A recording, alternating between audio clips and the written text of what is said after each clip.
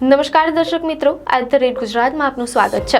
આજે આપણે એક એવા લોક કલાકારની વાત કરી રહ્યા છીએ જેમનું નામ તાજેતરમાં ચર્ચામાં રહ્યું છે અને તે નામ છે દેવાયત ખવડ। રાણો રાણાની રીતે વાક્યથી જાણીતા આ કલાકાર રાજકોટમાં યુવા બિલ્ડર મયુરસિંહ રાણા પરના હુમલાના કેસને કારણે વિવાદના કેન્દ્રમાં આવ્યા હતા। ભલે આજે તેઓ ગુજરાતના ટોચના લોક કલાકારોમાં ગણાય છે, પણ તેમની સફળતા પાછળ વર્ષોની સખત મહેનત અને સંઘર્ષ છુપાયેલો છે। તો ચાલો આજે આપણે તેમના જીવન અને વિવાદો પર એક ઊંડાણપૂર્વક નજર નાખીએ। દેવાયત ખવડ, જે રાણો રાણાની રીતે વાક્ય માટે જાણીતા છે, તે રાજકોટમાં એક યુવા બિલ્ડર મયુરસિંહ રાણા પરના હુમલાના કેસને કારણે ચર્ચામાં હતા। આ ઘટના બાદ તેઓ 10 દિવસ સુધી ફરાર રહ્યા હતા અને ત્યારબાદ ક્રાઇમ બ્રાન્ચ સમક્ષ હાજર થયા હતા। કોર્ટે તેમને 2 દિવસના પોલીસ રિમાન્ડ પર મોકલ્યા બાદ જેલ હવાલે કર્યા હતા। દેવાયત ખવડ વિશે વાત કરીએ તો દેવાયત ખવડનો જન્મ 13 સપ્ટેમ્બર 1986ના રોજ સુરેન્દ્રનગર જિલ્લાના મૂળી તાલુકાના દુધઈ ગામમાં કાઠી દરબાર પરિવારમાં થયો હતો। તેમના મોસાળનું ગામ હોવા છતાં તેમનો જન્મ અને ઉછેર આ જ ગામમાં થયો। તેમનું મૂળ ગામ ભલે સાયલા તાલુકાનું ગુંદિયાવડા હોય, પણ દુધઈ ગામની ધરતી સાથે તેમનો ગાઢ સંબંધ રહ્યો છે। પ્રાથમિક શિક્ષણ પણ તેમને ગામની જ સરકારી શાળામાં લીધું। તેમના પરિવારની આર્થિક સ્થિતિ નબળી હતી, તેમ છતાં તેમણે પોતાની કલા દ્વારા સફળતા હાંસલ કરી છે। લોક કલાકાર દેવાયત ખવડ વિશેની વાતોમાં આજે આપણે તેમની બાળપણની સફર વિશે પણ વાત કરીશું। ભલે આજે તેઓ ટોચના કલાકાર હોય, પણ તેમનું બાળપણ સામાન્ય વિદ્યાર્થી જેવું ન હતું। દેવાયત ખવડ પોતે કહે છે કે તેઓ ભણવામાં બહુ હોશિયાર નહોતા અને તેમને ભણવા પ્રત્યે કોઈ લગાવ ન હતો। શિક્ષકો પણ તેમને વારંવાર ટોકતા હતા, પણ તેમનું મન અભ્યાસમાં નહોતું લાગતું। તેઓ પરાણે ભણતા હતા। તેમનો સ્વભાવ તોફાની અને રમૂજી હતો, જેના કારણે તેઓ ક્યારેક બીજા વિદ્યાર્થીઓને પણ ભણવા દેતા નહોતા। જો કે આ તેમની બાળપણની ના સમજી હતી।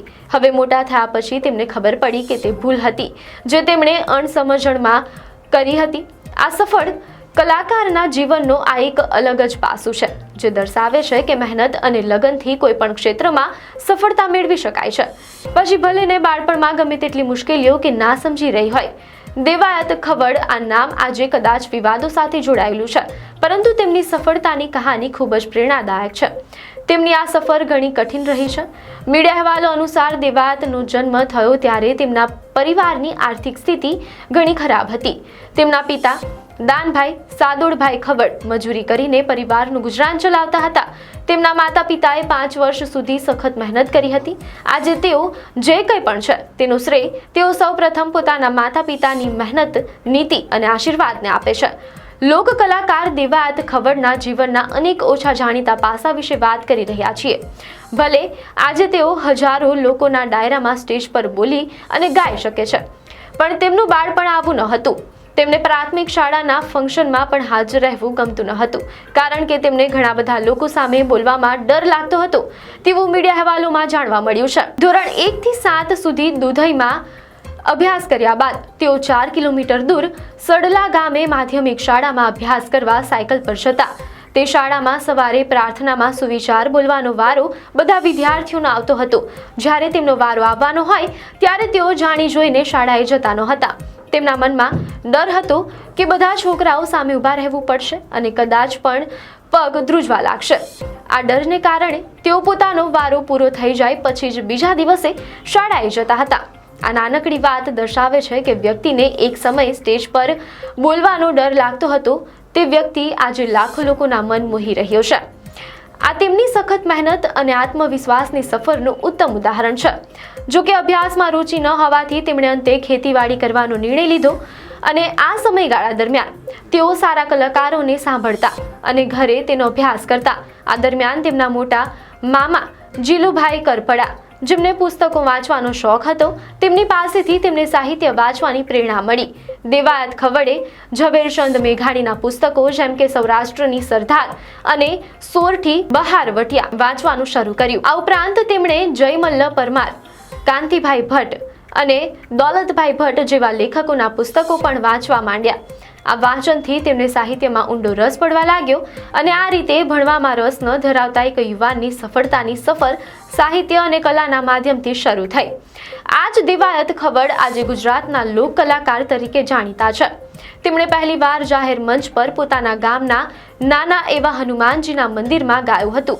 તે હનુમાન જયંતીનો કાર્યક્રમ હતો, જેમાં માંડ 10 થી 12 માણસો હાજર હતા. તે સમયે તેમને બહુ સમજ ન હતી, તેથી તેમણે રાત્રિના સમયે ભણતી સા કાનજી કાળા રે નામનું પ્રભાતિયું ગાઈ નાખ્યું હતું. પાછળથી તેમના મામાએ તેમને સમજાવ્યું કે પ્રભાતિયું તો ફક્ત સવારે જ ગવાય, સાંજે નહીં. આ ઘટના દર્શાવે છે કે જે કલાકાર આજે આટલી ખ્યાતિ ધરાવે છે, તેમણે પણ પોતાની કલાની સફર આવી નાની ભૂલો અને શીખ સાથે શરૂ કરી હતી. એક સમયે સંઘર્ષ કરતા દેવાયત ખવડને ધીમે ધીમે કાર્યક્રમો મળવા લાગ્યા. તેઓ તમામ જ્ઞાતિના કાર્યક્રમોમાં ગાવા લાગ્યા અને પોતાની કલાને લોકો સુધી પહોંચાડી. પરંતુ તેમની કારકિર્દીનો સૌથી મોટો વળાંક ત્યારે આવ્યો જ્યારે ઢસાના કાળુભાઈ ચારણ દ્વારા લખાયેલું ગીત રાણો રાણાની રીતે ખૂબ જ લોકપ્રિય બન્યું. આ ગીત મહારાણા પ્રતાપના શૌર્ય અને બલિદાન પર આધારિત છે, જેમણે પોતાની માતૃભૂમિના સન્માન અને ગૌરવ માટે હલ્દી ઘાટીના યુદ્ધમાં અદ્ભુત શૌર્ય દાખવ્યું હતું. આ ગીતને દેવાયત ખવડને લોકોના હૃદયમાં સ્થાન અપાવ્યું.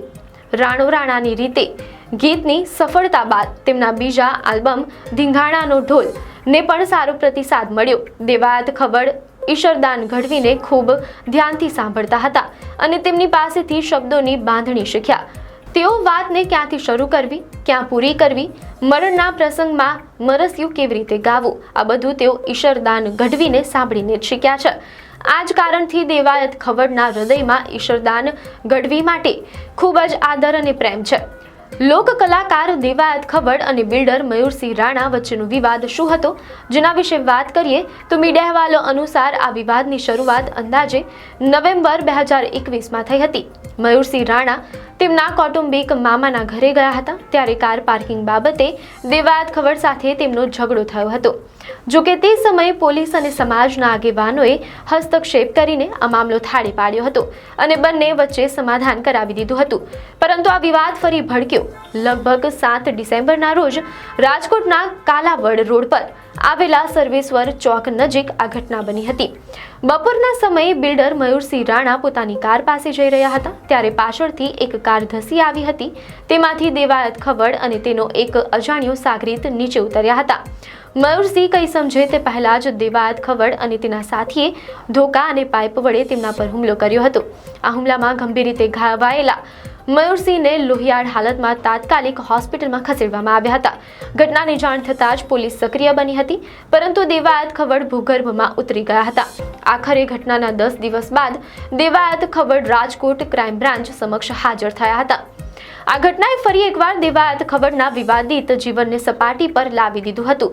દેવાયત ખવડના વિવાદો વિશે વાત કરીએ તો મીડિયા અહેવાલો અનુસાર દેવાયત ખવડે ડાયરાના સ્ટેજ પરથી ભારતના લોખંડી પુરુષ સરદાર વલ્લભભાઈ પટેલ વિશે અપમાનજનક શબ્દો ઉચ્ચાર્યા હતા. આ વિડીયો વાયરલ થયા બાદ માત્ર પટેલ સમાજ જ નહીં, પરંતુ અનેક સમાજના લોકોએ તેમના નિવેદનનો સખત વિરોધ કર્યો હતો. કીર્તિ પટેલ સાથે વિવાદ, જેમાં આ પહેલા પણ દેવાયત ખવડ ટિકટોક સ્ટાર કીર્તિ પટેલ સાથેના વિવાદને કારણે ચર્ચામાં રહ્યા હતા. સોશિયલ મીડિયા પર બંને વચ્ચે શાબ્દિક યુદ્ધ છેડાયું હતું. જોકે આખરે બંને વચ્ચે સમાધાન થઈ ગયું હતું. આ ઉપરાંત રાજપૂત અને આહિર સમાજની લાગણી દુભાયાની ઘટનાઓમાં પણ તેઓ વિવાદમાં આવ્યા હતા અને તે સમયે તેમને માફી માંગતો વિડીયો પણ જાહેર કરવો પડ્યો હતો. મીડિયા અહેવાલો અનુસાર એક જ દિવસમાં 2 કાર્યક્રમો બુક કરવાના મામલે પણ બબાલ થઈ હતી. એક કાર્યક્રમમાં હાજરી આપ્યા બાદ દેવાયત ખવડ બીજા કાર્યક્રમમાં ન જતા આ વિવાદ થયો હતો. આ વિવાદ એટલો ઉગ્ર બન્યો કે ચાકુંદર પોલીસ સ્ટેશન વિસ્તારમાં તેમની ગાડી પર હુમલો થયો હતો. જોકે હુમલા સમયે દેવાયત ખવડ પોતે ગાડીમાં હાજર ન હતા. ગાડીમાં ફક્ત તેમનો ડ્રાઈવર જ હતો. આ મામલે ધ્રુવરાજસિંહ ચૌહાણ અને અન્ય લોકો સામે કેસ નોંધવામાં આવ્યો હતો. ફરિયાદ નોંધીને આગળની કાર્યવાહી શરૂ કરી દીધી હતી. આ બાદ ફરી એકવાર ડાયરા કલાકાર દેવાયત ખવડ ગંભીર વિવાદમાં ફસાયા હતા. મીડિયા અહેવાલો અનુસાર તેમના પર ધ્રુવરાજસિંહ ચૌહાણની કારને ટક્કર મારી મારવાનો અને લૂંટનો આરોપ લાગ્યો હતો. આ મામલે તાલાલા પોલીસે તપાસ હાથ ધરી હતી।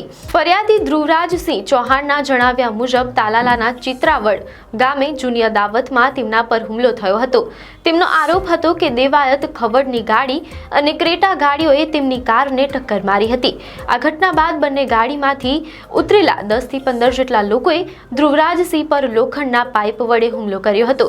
ધ્રુવરાજસિંહના દાવા મુજબ તેમને પગમાં 1 અને હાથમાં 2 ફ્રેક્ચર થયા છે। આ ઉપરાંત દેવાયત ખવડે તેમને બંદૂક બતાવીને કેસ ન કરવાની ધમકી આપી હોવાનો પણ આરોપ હતો। આ મામલે દેવાયત ખવડ સહિત 15 લોકો સામે વાહન અથડાવી, હત્યાનો પ્રયાસ, ગંભીર ઈજા પહોંચાડવી અને ધમકી આપવા જેવા ગંભીર આરોપો હેઠળ ગુનો નોંધવામાં આવ્યો હતો। જો કે પોલીસ દ્વારા આ બંને કારના માલિકોની ઓળખ કરવામાં આવી હતી। એક કારનો માલિક રાજકોટનો અને બીજી કારનો માલિક અમરેલીનો હતો। જો કે પોલીસે બંને કાર માલિકને નોટિસ ફટકારી હતી અને પોલીસ સ્ટેશનમાં હાજર થઈને નિવેદન આપવા જણાવ્યું હતું। આ હતા દેવાયત ખવડના જીવનના વિવિધ પાસા અને તેમના વિવાદોનો વિગતવાર અહેવાલ। એક સમયે શાળામાં બોલવામાં સંકોચ અનુભવતા આ કલાકાર આજે લાખો લોકોના હૃદયમાં સ્થાન ધરાવે છે। જો કે તેમના જીવન સાથે જોડાયેલા વિવાદોએ તેમને ઘણીવાર ચર્ચામાં લાવ્યા છે।